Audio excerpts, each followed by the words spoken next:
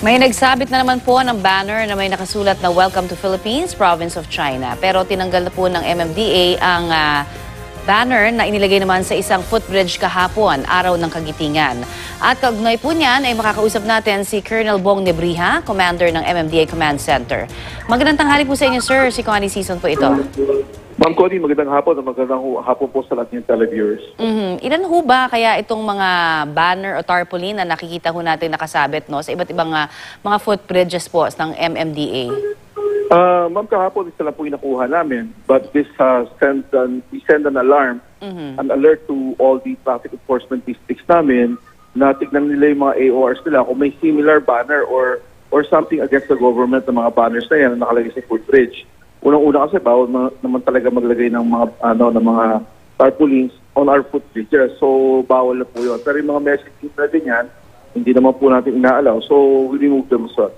May kaparusahan? Ano ho ang kaparusahan niyan sa batas kung sakasakaling mahuli hong naglalagay? Well, ano po yan?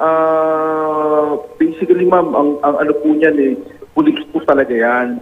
Yung manghuhuli po niyan, tantamount po yan sa vandalism na rin kasi nga inaano din po nila yung mga government property natin. Dinudumihan po nila. So anyway, ito po, hindi naman po kami nagkakaso niyan. Wala naman po ticket yan. Pero sa amin na lang, nakita na namin itong messaging na to na against our integrity as a country. Tinanggal na po namin yan.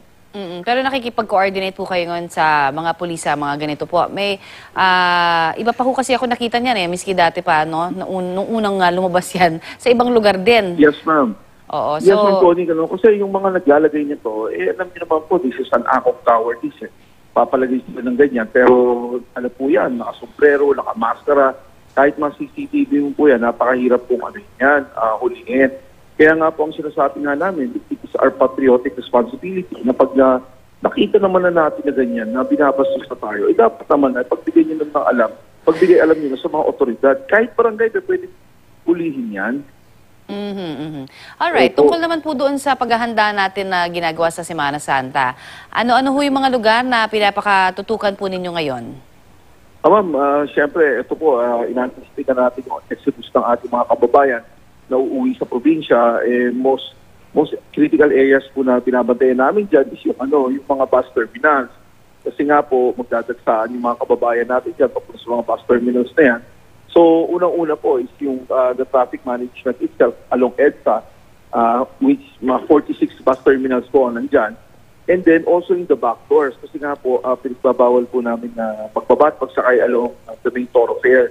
So, pinapakiusapan po namin yung mga private motorists, mga taxis, yung mga PUBs na kung pwede magsakay doon sa likod ng mga terminal na to. Kaya nga po yan may access sa likod para po doon tayo magsakay.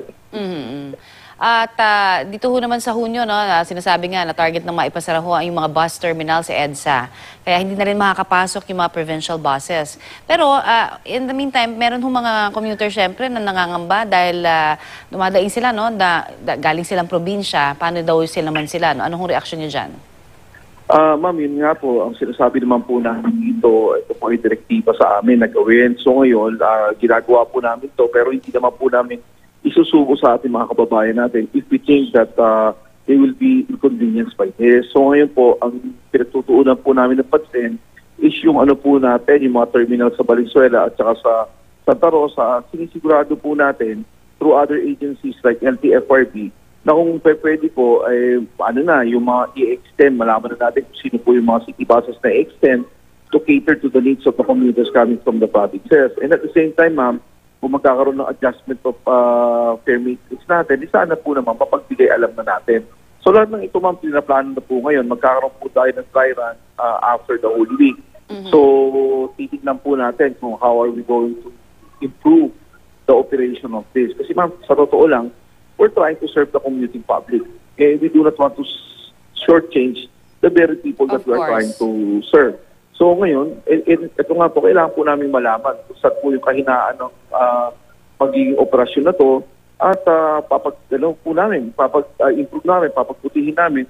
And if we think na if we think that it will not satisfy the public or or na may mga loopholes pa, may mga problema pa, hindi naman po namin ito agad papa-implement ng ganyan. At yun nga po ma'am, this is very critical kasi pag pinutol na po natin ang mga business permits na itong mga bus terminals na to, pag kinat-short na natin yung mga routes na to, pag nagkamali tayo, sasabihin natin na, o sige, dati na lang, balik na lang natin.